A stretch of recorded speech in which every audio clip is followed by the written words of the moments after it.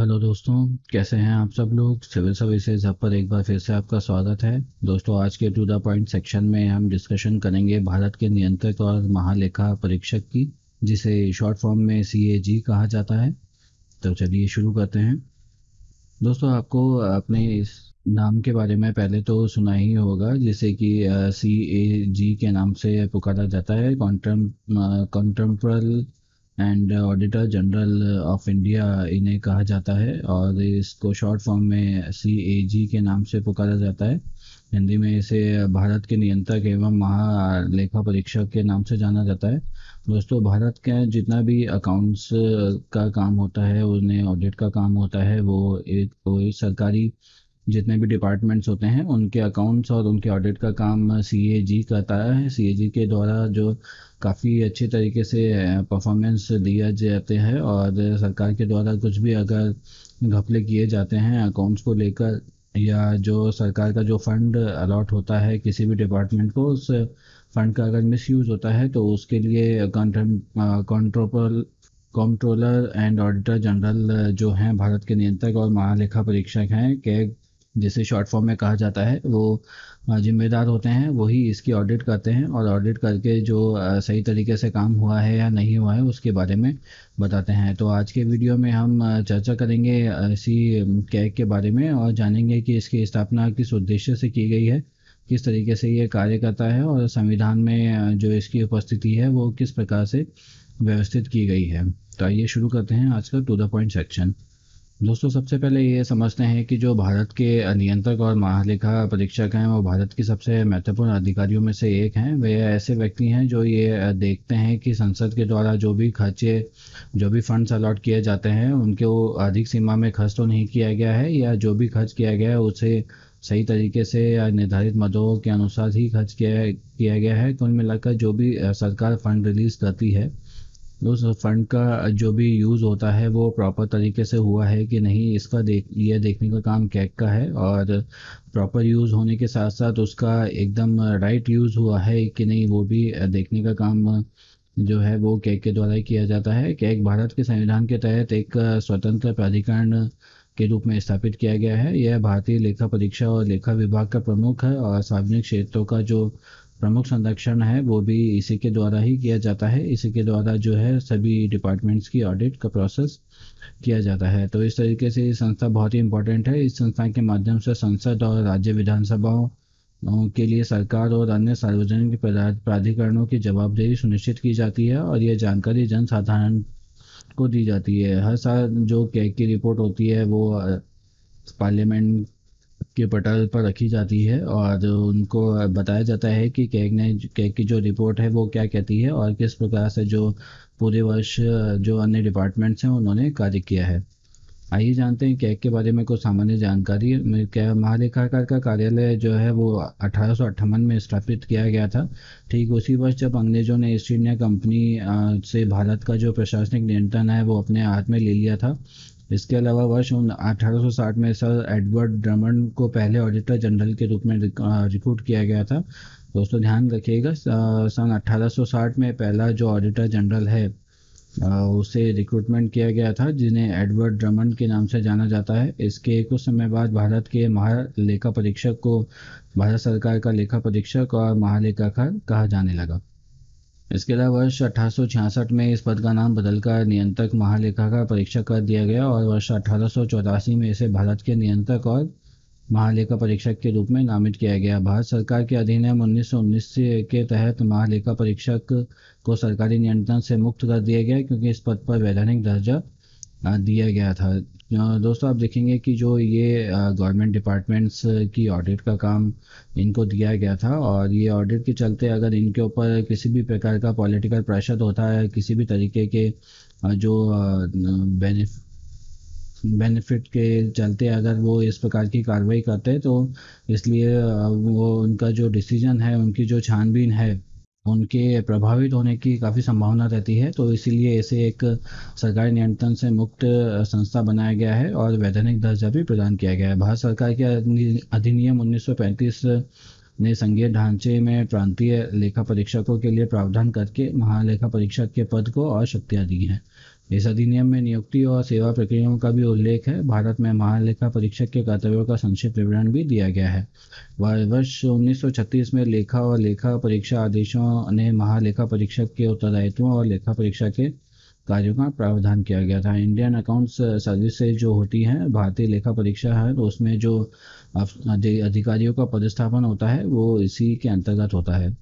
यह व्यवस्था वर्ष 1947 तक परिवर्तित रही। स्वतंत्रता के बाद भारतीय संविधान के अनुच्छेद 118 में भारत के राष्ट्रपति द्वारा एक नियंत्रक और महालेखा परीक्षक नियुक्त किए जाने का प्रावधान किया गया। दोस्तों ध्यान रखिएगा, जो इंडियन कॉन्स्टिट्यूशन है उसका आर्टिकल 148 है जो कि केक से संबंधित है। वर्ष 1858 में केक के क्षेत्राधिकार में जम्मू और कश्मीर को शामिल किया गया। वर्ष 1971 में केंद्र सरकार ने नियंत्रक और महालेखा परीक्षक अधिनियम 1971 को लागू किया गया। नियंत्रक और महालेखा परीक्षक जिसमें कर्तव्य, शक्तियां और सेवा की शर्तें निहित थीं, 1971 इसे लागू किया गया। अधिनियम को केक को केंद्र और राज्य सरकारों के लिए लेखांकन और लेखा परीक्षा दोनों की जिम्मेदारी दी गई। इसके अलावा वर्ष 1976 में केक को लेखांकन के कार्यों से मुक्त कर दिया गया। अकाउंटिंग का जो काम था उससे 1976 में केक को मुक्त कर दिया गया। खाली ऑडिट का काम इनके पास में छोड़ा गया। जो भारत में जो कैग की स्थापना वर्ष 1857 में 58 में की गई थी, वो जो ब्रिटिश सरकार के द्वारा की गई थी। तो ब्रिटिश सरकार के द्वारा जो कैग की स्थापना की गई थी उसे ब्रिटेन के कैग के साथ में तुलना की जाए तो हम पाएंगे कि भारत का कैग केवल महालेखा परीक्षक की भूमिका निभाता है, लेकिन जो महालेखाकार की भूमिका यह नहीं निभाता है। जबकि ब्रिटेन में जो महालेखा परीक्षक के साथ साथ इसे महालेखाकार की शक्ति भी निहित होती है। और भारत में कैग का पैसा खर्च होने के बाद जो खातों का लेखा जोखा होता है, यानी पोस्ट फैक्टो होता है, वो यूके में कैग की मंजूरी के बिना सरकारी खजाने से कोई भी पैसा नहीं निकाला जाता है। हमारे यहाँ पे तो जो भी फंड रिलीज होता है वो डायरेक्ट डिपार्टमेंट को रिलीज होता है, लेकिन यहाँ पर जो यूके में जो पावर दी गई थी वो सारी कैग को दी गई है। इसकी परमिशन के बिना कोई भी जो डिपार्टमेंट है उसको पैसा नहीं मिलता है। कोई भी डिपार्टमेंट जो अपनी रिक्वायरमेंट होती है वो केक को सबमिट करता है एक प्रपोजल के रूप में, और सबमिशन के बाद में केक जो है वो विड्रॉल का जो है वो अप्रूवल इनको देता है। तो इस प्रकार जो फंड है वहाँ पर रिलीज़ किया जाता है। भारत में केक संसद का सदस्य नहीं होता, जबकि ब्रिटेन में केक हाउस ऑफ कॉमन्स का सदस्य होगा। ये भी इम्पोर्टेंट जानकारी है। भारत में जो केक होता है, सीएजी जो होता है, वो संसद का सदस्य नहीं होता है, जबकि ब्रिटेन में जो सीएजी होता है वो हाउस ऑफ कॉमन्स का एक सदस्य होता है। ये काफ़ी इम्पोर्टेंट जानकारी है। दोस्तों आइए अब समझते हैं कि भारत के संविधान में जो कैग को संवैधानिक प्रावधान उसके लिए किए गए हैं वो किस प्रकार किए गए हैं। अनुच्छेद 148 में कैग की नियुक्ति, शपथ और सेवा की शर्तों का संविधान बनाया गया है। अनुच्छेद 139 में भारत के नियंत्रक और महालेखा परीक्षक के कर्तव्य और शक्तियों का उल्लेख किया गया है। और अनुच्छेद 150 में संघ और राज्यों को खातों का विवरण राष्ट्रपति के अनुसार जो प्रस्तुत करना होता है संसद में, उसका विवरण दिया गया है। इसके अलावा अनुच्छेद 151 में संघ के खातों से संबंधित केग की रिपोर्ट राष्ट्रपति को सौंपी जाती है, जो संसद के प्रत्येक सदन के पटल पर रखी जाती है। इस प्रकार 148, 149, 150 और 151 ये जो आर्टिकल हैं वो केग से संबंधित हैं भारतीय संविधान में। इसके अलावा अनुच्छेद 269 में शुद्ध आय की गणना केग द्वारा प्रमाणित की जाती है और जिसका प्रमाण पत्र अंतिम रूप से माना जाता है। तीसरी अनुसूची में भारत के संविधान की तीसरी अनुसूची की धारा 4 में भारत के केग और सर्वोच्च न्यायालय के न्यायाधीशों द्वारा पदभार ग्रहण करने के समय ली जाने वाली शपथ का प्रावधान है। छठी सूची के अनुसार जिला परिषद और क्षेत्रीय परिषद के खातों को राष्ट्रपति और केग द्वारा अनुमोदित प्रारूप के अनुरूप रखा जाना चाहिए। इस निकाय में जो खाते होते हैं उनका लेखा जोखा इस तरह करना चाहिए जिस प्रकार के एक उचित समझता है, और ऐसे खातों से संबंधित रिपोर्ट पर राज्यपाल को प्रस्तुत की जाती है, जो विधानमंडल के समक्ष प्रस्तुत की जाती है। दोस्तों जो संसद में जो रिपोर्ट केग के द्वारा प्रस्तुत की जाती है वो संसद में रखी जाती है, और जिला परिषद और जो क्षेत्रीय परिषद होती हैं उनकी जो रिपोर्ट होती है वो राज्यपाल के समक्ष प्रस्तुत की जाती है। इसके अलावा कैग एक स्वयंशासी संस्था है, और स्वायत्त शासी संस्था की कुछ जिम्मेदारी और उसके पास में कुछ प्रावधान होते हैं। वो किस प्रकार होते हैं आप आइए उनको समझते हैं। केक की जो स्वतंत्रता की सुरक्षा के लिए संविधान में कई प्रावधान किए गए हैं। केक राष्ट्रपति की सील और वारंट द्वारा नियुक्त किया जाता है और इनका कार्यकाल या तो 6 वर्ष का होता है या 65 वर्ष की आयु तक होता है। इनमें से दो भी जो भी पहले हो जाए उन तक इनका कार्यकाल बना रहता है। और केक को राष्ट्रपति द्वारा केवल संविधान में के दर्ज प्रक्रिया के अनुसार ही हटाया जा सकता है और सर्वोच्च न्यायालय के न्यायाधीश को हटाया जिस प्रकार हटाया जाता है उसी प्रकार की प्रक्रिया केक को हटाने में काम में ली जाती है। एक बार केक के पद से सेवानिवृत्त होने या इस्तीफा देने के बाद भारत सरकार के किसी भी राज्य सरकार के अधीन किसी भी कार्यालय में वो पदभार ग्रहण नहीं कर सकते हैं। एक बार केक का जब रिटायरमेंट हो जाता है, उनके 6 वर्ष पूर्ण हो जाएं या 65 वर्ष की आयु उनकी पूर्ण हो जाए, उसके बाद में वो किसी भी अन्य संस्था में जो है अपना अपॉइंटमेंट नहीं करा सकते। ऐसी व्यवस्था इसलिए की गई है क्योंकि कैग जो है वो एक बहुत ही इम्पोर्टेंट जो ऑर्गेनाइजेशन है वो है, और ये जो पोस्ट है वो बहुत ही इम्पोर्टेंट होती है, बहुत ही क्रूशियल होती है। ऐसे में अगर किसी भी सरकार के द्वारा या किसी भी व्यक्ति के द्वारा केक को अगर कोई भी पॉलिटिकल या अदर बेनिफिट देने के हिसाब से अगर उन्हें कोई भी कमिटमेंट कर दिया जाए तो ऐसी स्थिति में कैग की जो रिपोर्ट है वो प्रभावित हो सकती है। और कैग की रिपोर्ट चूँकि एक बहुत ही इम्पोर्टेंट दस्तावेज है भारत का, तो इसलिए इनकी नियुक्ति फर्दर किसी भी संस्था में नहीं की जाती है। कैग का वेतन और अन्य सेवा शर्तें नियुक्ति के बाद कम नहीं की जा सकती हैं। उनकी प्रशासनिक शक्तियाँ और भारतीय लेखा परीक्षा और लेखा विभाग में सेवारत अधिकारियों की शर्तें राष्ट्रपति द्वारा और उनके परामर्श के बाद ही निर्धारित की जाती है। कैग के कार्यालय का प्रशासनिक व्यय, जिसमें सभी वेतन भत्ते और पेंशन शामिल हैं, उसमें भारत की संचित निधि पर भारित होते हैं जिन पर संसद के मतदान नहीं होता है। जो कंसोलिडेटेड फंड ऑफ इंडिया है उसके द्वारा जो है इसका विड्रॉल होता है इनके वेतन का, भत्तों का और पेंशन का। तो इसलिए जो कंसोलिडेटेड फंड ऑफ इंडिया पे जो संसद है वो अपना मतदान नहीं करती है, तो ऐसी स्थिति में जो है उनकी सैलरी और अन्य जो उनको पर्क्स दिए जाते हैं उन पर कोई प्रॉब्लम नहीं होती है। कैग के अपने कार्य संपन्न करने के लिए कुछ शक्तियाँ प्रदान की गई हैं और ये समझते हैं ये शक्तियाँ किस प्रकार से इन्हें दी गई हैं। कैग के विभिन्न स्रोतों से ऑडिट करने का अधिकार प्रदान किया गया है, जैसे संविधान का अनुच्छेद 148 से 151 तक। नियंत्रक और महालेखा परीक्षक के जो अधिनियम 1971 बनाया गया है उसके द्वारा कई महत्वपूर्ण निर्णय जो सुप्रीम कोर्ट और भारत सरकार के द्वारा लिए गए हैं, भारत सरकार के द्वारा जो भी निर्णय लिए जाते हैं उसके द्वारा, और लेखा परीक्षा विनियम 2017 जो है उनके द्वारा ये अपना कार्य पूर्ण करते हैं। और इन जो लॉज हैं उनके अकॉर्डिंग ही इन्हें शक्तियाँ प्रदान की गई हैं। केक भारत की जो संचित निधि और प्रत्येक राज्य केंद्र शासित प्रदेश जिसकी विधानसभा होती है कि संचित निधि से संबंधित खातों में सभी प्रकार के खर्चों का परीक्षण करता है। भारत की आकस्मिक निधि और भारत के सार्वजनिक खातों के साथ साथ प्रत्येक राज्य की आकस्मिक निधि और सार्वजनिक खातों में होने वाले सभी खर्चों का परीक्षण भी करता है। केंद्र सरकार और राज्य सरकार को किसी भी विभाग में सभी ट्रेडिंग, विनिर्माण, लाभ हानि के खाते, बैलेंस शीट और अन्य अतिरिक्त खातों की ऑडिट भी इसी के द्वारा की जाती है। संबंधित कानूनों द्वारा आवश्यक होने पर वह केंद्र तथा राज्यों के राजस्व से वित्त पोषित होने वाले सभी निकायों और प्राधिकरण, सरकारी कंपनी और निगमों और निकायों के आय व्यय का परीक्षण कर सकता है। राष्ट्रपति या राज्यपाल द्वारा अनुशासित किए जाने पर किसी अन्य प्राधिकरण के खाते को भी ऑडिट किया जा सकता है।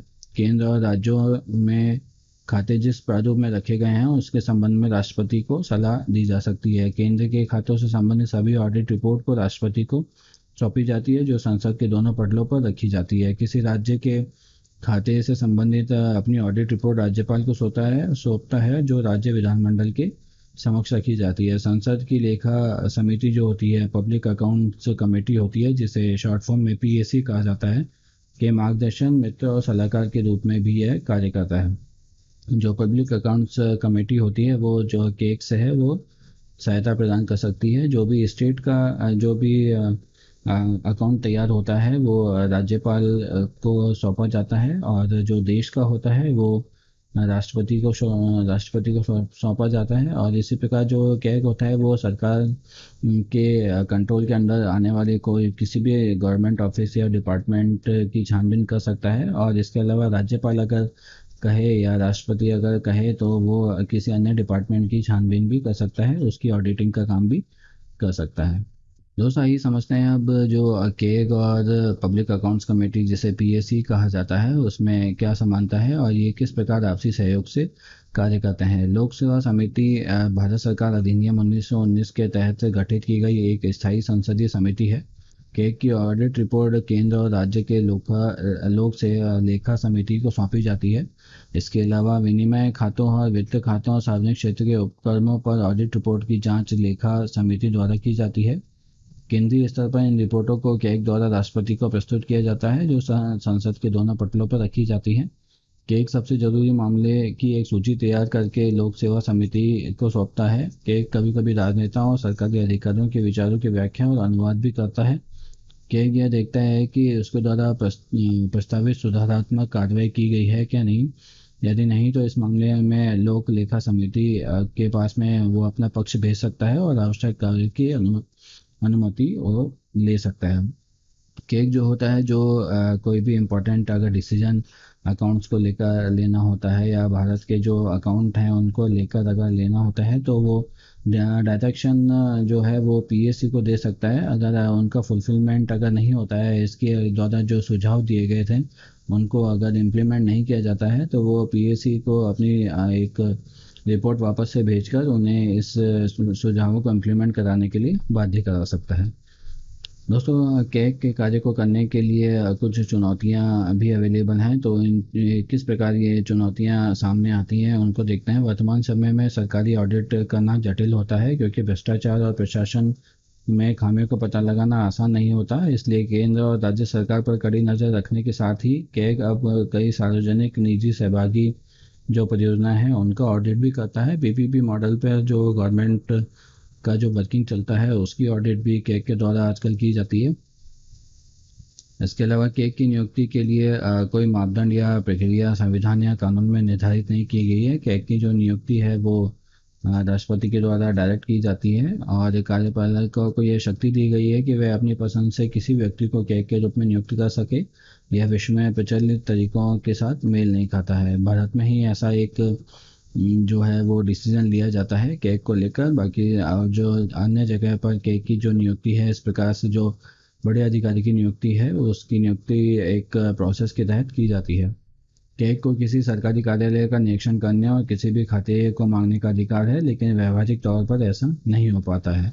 इसके अलावा ऑडिट में बाधा डालने के उद्देश्य से महत्वपूर्ण दस्तावेजों की ऑडिट प्रक्रिया अंत में की जाती है।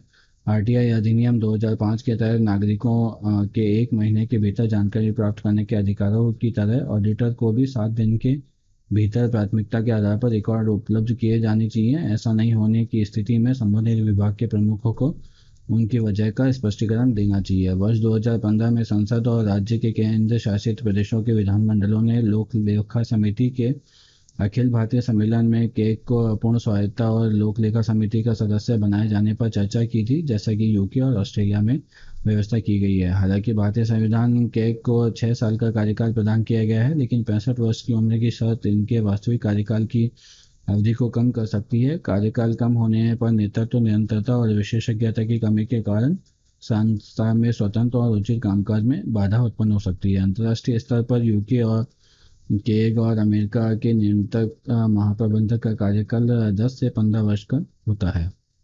इसके अलावा जो संघ और राज्यों के खातों के ऑडिट का काम वास्तव में Indian audit and accounts department के अधिकारियों और कर्मचारियों द्वारा किया जाता है। हालांकि भारत में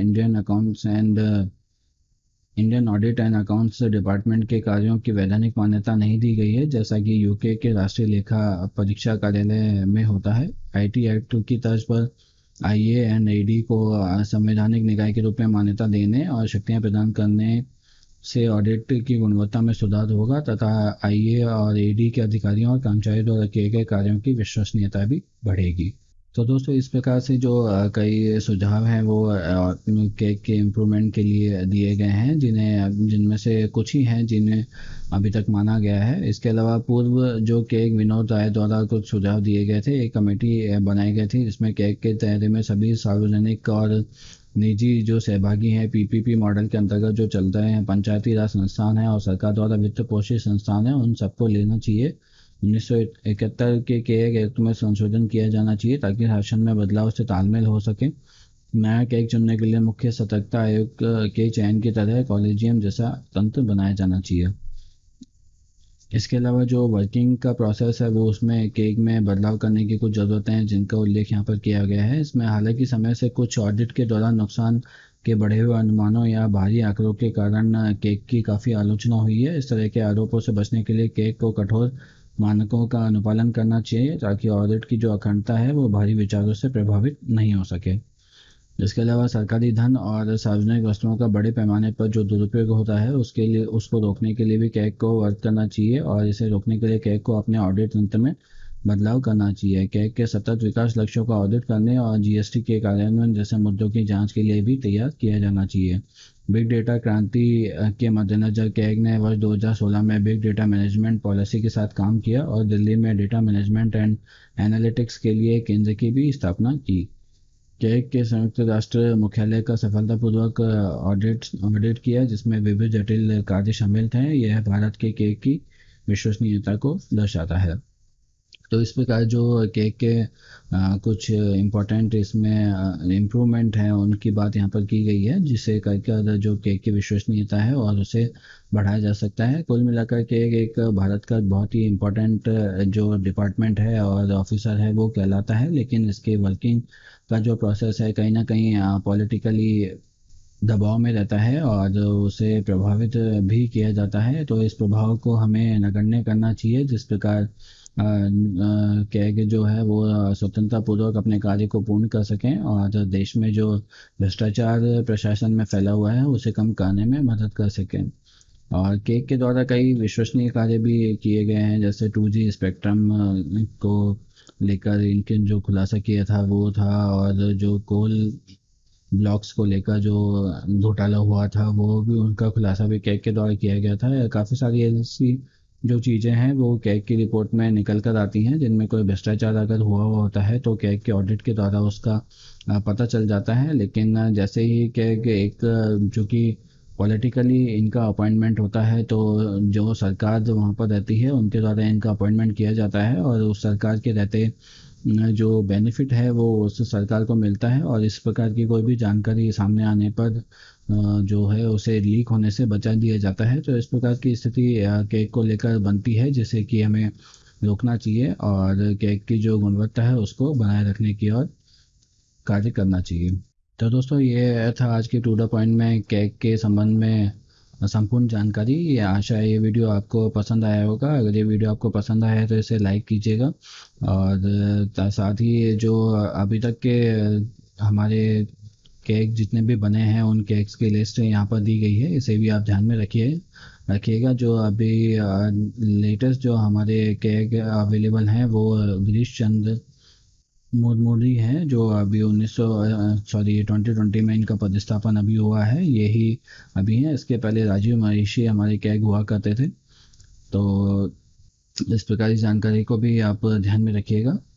तो आज के लिए बस इतना ही। आपसे नए टू द पॉइंट सेक्शन में फिर से मुलाकात होगी, तब तक के लिए जय Hind and thanks for watching.